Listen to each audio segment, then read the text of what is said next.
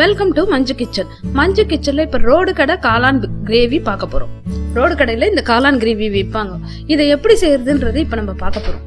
இது ரொம்ப நாளா இது காளான்ல தான் இந்த கிரேவி செய்யறாங்களா நான் ரொம்ப ஆச்சரியமா பார்த்தேன். இந்த காளான்ல இவ்வளவு சீப்பா எப்படி உங்களுக்கு 20 ரூபாயில கொடுக்குறாங்கன்னு பார்த்தேன். ஆனா அது காளானே இல்லாம செய்யறாங்க. ஆனா நம்ம கொஞ்சம் காளான் போட்டு நம்ம ஒரு ஹெல்த்தியா நம்ம செய்ய போறோம். இப்போ அது எப்படி செய்யுதுன்றது இப்ப நம்ம பார்ப்போம்.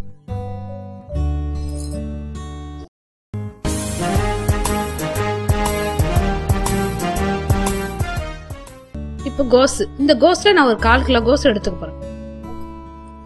ஒரு கேப்சிகம்ல வந்து நம்ம ஒரு பாதி எடுத்துக்க போறோம். இப்போ மஷ்ரூம்ல சும்மா ஒரு 2-3 பீஸ் தான் நமக்கு தேவைப்படும். இப்போ சோயா சாஸ் வந்து 1 ஸ்பூன், டொமேட்டோ சாஸ் வந்து 1 ஸ்பூன், வினிகர் 1 ஸ்பூன், கொத்தமல்லி இப்ப நம்ம கண்டிப்பா ஒரு கட்டு வேணும், கருவேப்பிலை 2 கொத்து, பச்சை மிளகாய் 2 பொடியா கட் பண்ணி வச்சுங்க. இப்போ கார்ன்ஃபிளவர் மாவு 1 ஸ்பூன், மைதா 2 ஸ்பூன், மிளகாத்தூள் பாருங்க எவ்வளவு அழகா சிகப்பா ரெட்டா இருக்கு. இது வந்து 2 ஸ்பூன். இதுலயே நான் தனியா தூளும் அரைச்சு வச்சிருக்கேன். இப்போ உப்பு தேவையான அளவு, மஞ்சள் பொடி 1 ஸ்பூன். இப்ப பாருங்களேன், நம்ம சிப்ஸ் சீவரத்துல வந்து ஒரு 1/4 கிலோ கோஸ் எடுத்து நான் கட் பண்ணிக்கினேன். கட் பண்ணிட்டு இந்த மாதிரி நான் சீவிட்டா உங்களுக்கு நல்லா நைஸா வரும். எண்ணெயில நல்லா பொரிஞ்சிடும். நம்ம என்னதான் கத்தியில கட் பண்ணா கூட இந்த மாதிரி கட் பண்றது நம்ம நூடுல்ஸுக்கெல்லாம் ஹோட்டல்ல போடுவாங்களா அந்த மாதிரி இந்த மாதிரி கட் பண்ணீங்க. நீங்க இந்த மாதிரி துருவிட்டாவே உங்களுக்கு நல்லா நைஸா வரும். உடனே எண்ணெயிலே நல்லா செவந்துரும். இந்த மாதிரி அவங்க ஒரு கோஸ் வச்சுதான் நம்ம கிட்ட காளான் கிரேவின்னு சொல்லுவாங்க. கோஸும் இந்த வெங்காயம் நல்லா 2 வெங்காயம் நல்லா பொடியா கட் பண்ணிங்க, 2 பச்சை மிளகாய். இப்ப அதை பாருங்க, இப்ப கோஸை வந்து நம்ம பொடியா 1/4 கிலோ கோஸை வந்து இந்த மாதிரி பொடியா அரைஞ்ச கோஸை இப்படி போட்டுக்கிறோம். இப்ப கொஞ்சம் ஹெல்த்தியா இருக்கணும்ன்றதுக்காக நான் மஷ்ரூம் போடுறேன். ஆனா அவங்க மஷ்ரூம் இல்லாமயே காளான் கிரேவி நம்ம கிட்ட சொல்லுவாங்க. இந்த காளானை வந்து நான் இந்த மாதிரி பொடியா கட் பண்ணி இதையும் போடுறேன். நல்ல டேஸ்ட் நல்லா கொடுக்குது. ஒரு கோஸ்லயே செய்யறதோட இந்த மாதிரி காளான் போட்டா கொஞ்சம் டேஸ்ட் நல்லா இருக்கு. நம்ம என்ன ஒரு 2-3 பீஸ் தானே போட போறோம், நல்ல டேஸ்ட் கிடைக்குது. அப்படி இல்லையா நீங்க ஒரு கோஸ் கூட போடுங்க. இப்போ 2 ஸ்பூன் மைதா,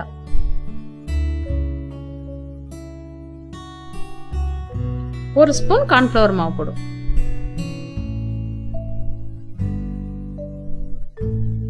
இப்போ பச்சை மிளகாய் நான் 2 கீனி வச்சிருக்கேன். நல்லா பொடியா கட் பண்ணிடுங்க பச்சை மிளகாய். இப்போ மிளகாத்தூள் 1 ஸ்பூன். நான் காஷ்மீரி தூள் வந்து போட்டிருக்கிறதுனால நல்ல கலர் நல்லா வருது. மஞ்சள் பொடி 1 ஸ்பூன்.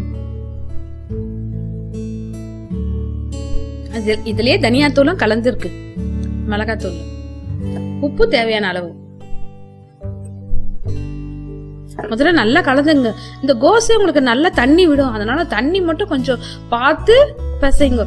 கொஞ்சம் தண்ணி போட்டா கூட நிறைய தண்ணி ஆயிடும். இது அப்புறம் திருப்பி நம்ம மைதா கலக்கிற மாதிரி ஆயிடும்.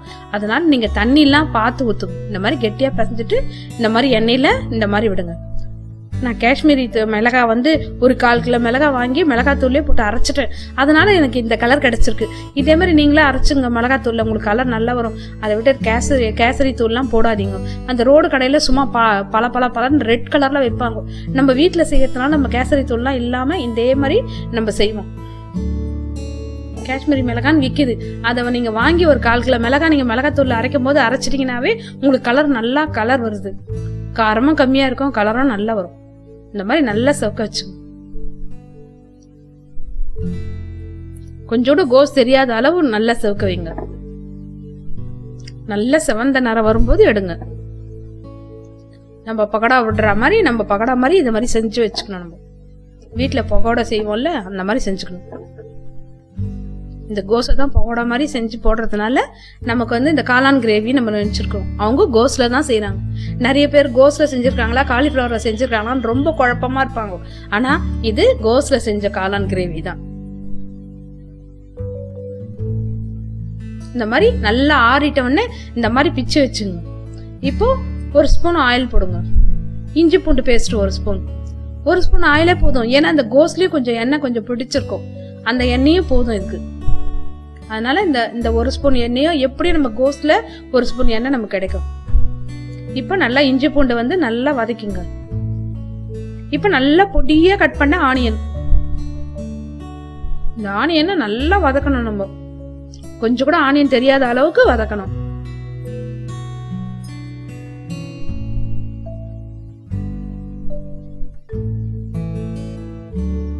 இந்த ஆனியன் இந்த கோஸ் இதுலயே இந்த கிரேவி செஞ்சிருவாங்க அவங்க.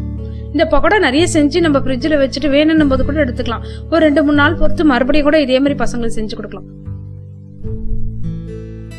தேவையான அளவு செஞ்சுட்டு கொஞ்சம் ஒரு பாக்ஸ்ல போட்டு ஃப்ரிட்ஜில் எடுத்து வச்சுக்கலாம். கொஞ்சம் கேப்சிகம் கொஞ்சோண்டு தான் போடுறேன் பாருங்க. உங்ககிட்ட இல்லைன்னா பரவாயில்ல விட்டுடுங்க. வெறும் ஆனியன் வரையே போதும்.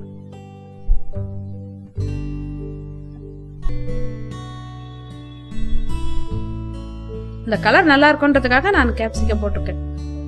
உங்ககிட்ட இல்லைன்னா ஒரு கோஸ் இந்த ஆனியன்லயே செய்யலாம். இந்த கிரேவியை ரோடு கடையில ஆனியனும் கோஸ்ல தான் செய்வாங்க. ஒரு ஸ்பூன் மிளகாத்தூள்,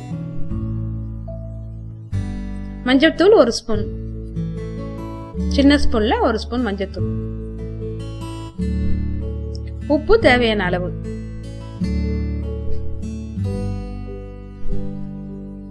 இப்ப டொமேட்டோ சாஸ் வந்து ஒரு ஸ்பூன், சோயா சாஸ் ஒரு ஸ்பூன்,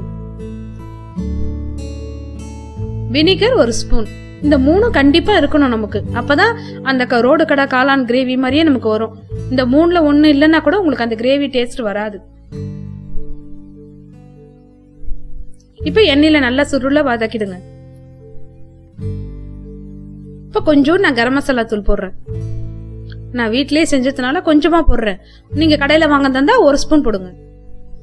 இப்ப நல்லா தண்ணியாவே இந்த மாதிரி இது பண்ணிக்கோங்க. ஏன்னா அந்த பக்கோடா போடும்போது உடனே திக்காயிடும். கொஞ்சம் தண்ணியா இருக்கட்டும் கிரேவி. இப்ப இது நல்லா கொதிக்கணும். இதுல அந்த மஷ்ரூமா போடுறதுனால நல்ல டேஸ்ட் நல்லா இருந்துச்சு. இப்ப கொஞ்சம் கருவேப்பிலை. உங்ககிட்ட மஷ்ரூம் இல்லைன்னா கூட நீங்க வரும் கோஸ்லயே கூட இது செய்யலாம். இப்ப இந்த கிரேவி நல்லா திக்கா வரணும், உங்களுக்கு குழகுழப்பா வரணும்னா இப்ப என்ன செய்யணும், கொஞ்சோண்டு கார்ன்ஃபிளவர் மாவை கரைச்சி இதுல ஊத்திட்டீங்கன்னா உங்களுக்கு திக்னஸ் நல்லா வரும். எனக்கு அந்த அளவு திக்னஸ் வேணாம். அதனால நான் என்ன செய்யறேன், ஒரு இதையே பிச்சு போடுறேன். இதுவே எனக்கு நல்லா திக்னஸ் வந்துச்சு. இன்னும் உங்களுக்கு குழகுழப்பா வரணும்னா நீங்க அந்த மாதிரி கார்ன்ஃபிளவர் மாவை ஒரு ஸ்பூன் போட்டு கலந்து ஊத்திடுங்க. இந்த மாதிரி நல்லா கலந்துங்க.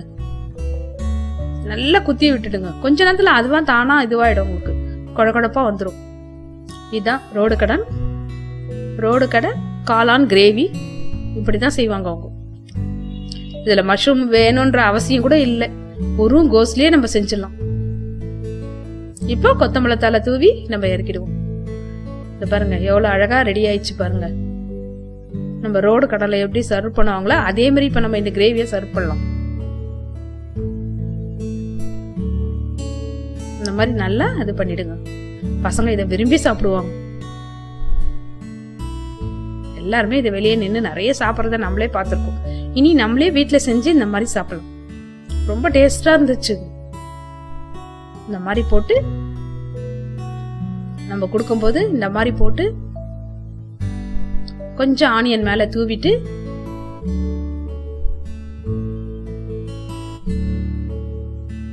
கொஞ்சம் ஆனியன் மேல தூவிங்க. கார்ன் கொஞ்சம் வறுத்து மேல போடுங்க.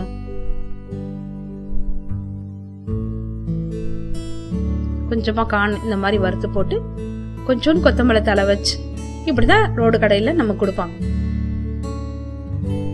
இப்ப நம்மளும் இத மாதிரி ரெடி பண்ணிட்டோம். தேங்க்யூ.